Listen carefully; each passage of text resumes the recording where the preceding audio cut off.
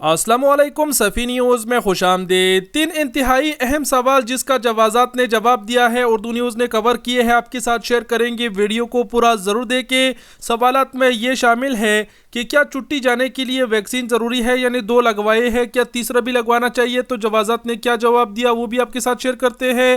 ایک سوال یہ ہے کہ اقامے میں 10 دن باقی ہے، کیا خروج نہائی لگ سکتا ہے؟ تیسرا سوال یہ ہے کہ کفیل اقامہ بھی نہیں بنا رہا، تجدید کر رہا اور نہ ہی تنخواہ دے رہا ہے، ایسی صورت میں کیا کرے؟ تو ان تینوں سوالوں کی جواب جاننے کے لیے ویڈیو کو پورا ضرور دیکھیں اور ہو سکے تو ویڈیو کو بھی شیئر ضرور کرنا۔ اب بنا ٹائم گوائے بڑھتے ہیں پہلے سوال کی جانب، جو یہ ہے کہ جوازات کے ٹویٹر پر ایک شخص نے سوال کیا کہ چند دن بعد خروج عہدہ پر جانا ہے۔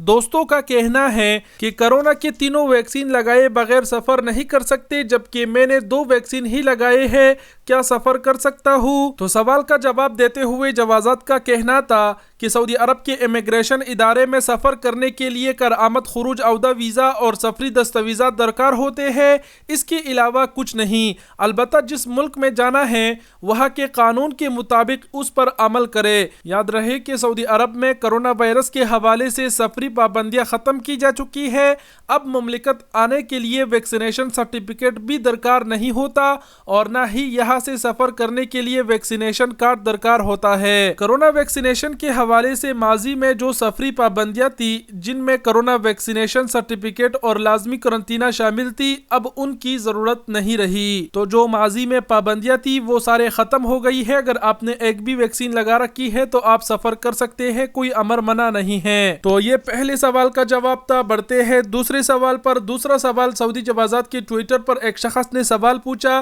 کہ میرے اقامے کی ایکسپائری میں 10 دن باقی ہے، اس صورت میں کیا میں فائنل ایگزٹ ویزا حاصل کر سکتا ہوں؟ کفیل کا کہنا ہے کہ اقامہ تجدید کرانے کے بعد فائنل ایگزٹ لگے گا۔ تو سوال کے جواب میں جوازات کا کہنا تھا کہ خروج نہائی ویزے کے لیے اقامے کا کارآمد ہونا ضروری ہے۔ خروج نہائی لگانے کے بعد غیر ملکی کارکن کو مملکت میں رہنے کے لیے 60 روز کی مہلت ہوتی ہے۔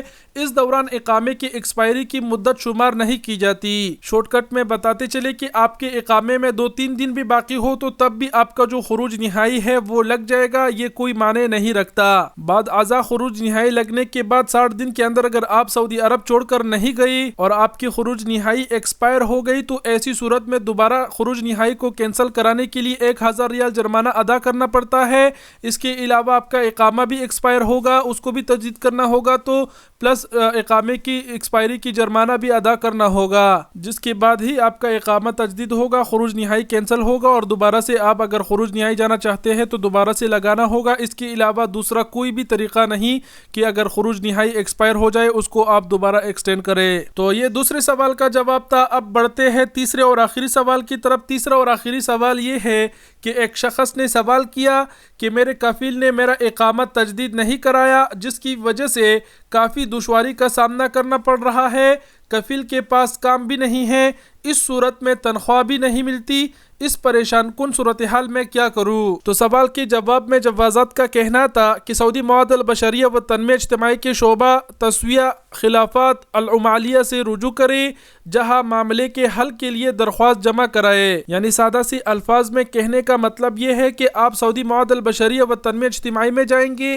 وہاں ایک شعبہ ہوتا ہے جس کا نام تسویہ خلافات العمالیہ ہوتا ہے، وہاں پر جائیں گے تو اپنا جو شکایت ہے، جو درخواست ہے، وہاں پر آپ جمع کرائیں گے۔ سعودی مواد البشریہ و تنمیہ اجتماعی کے قانون کے مطابق غیر ملکی کارکن کے اقامے کا اجراء و تجدید کے تمام معاملات کو اپ ڈیٹ رکھنا کفیل کی ذمہ داری ہوتی ہے۔ مواد البشریہ کے قانون کے مطابق اگر کارکن کا اقامہ ایکسپائر ہو یا اسے تنخواہ کی ادائیگی میں تاخیر ہو تو مواد البشریہ و تنمیہ اجتماعی میں شکایت درج کرائی جا سکتی ہے، جہاں متعلقہ اہلکار شکایت کا جائزہ لینے کے بعد کفیل کو اس امر کا پابند کرتے ہیں کہ وہ کارکن کا اقامہ فوری تجدید کرائے اور اسے واجبات ادا کرے۔ اقامے کی تجدید کے ساتھ مواد البشریہ و تنمیہ اجتماعیہ کارکن کو کسی دوسری جگہ تنزل کے لیے بھی احکامات جاری کرنے کی مجاز ہے۔ آخر میں شارٹ کٹ میں وضاحت کرتے چلے سادہ سی الفاظ میں، اگر آپ کی کفیل بھی اقامہ نہیں دے رہا، نہیں بنا رہا، تنخواہ بھی نہیں دے رہا اور آپ مواد البشریہ میں جا کر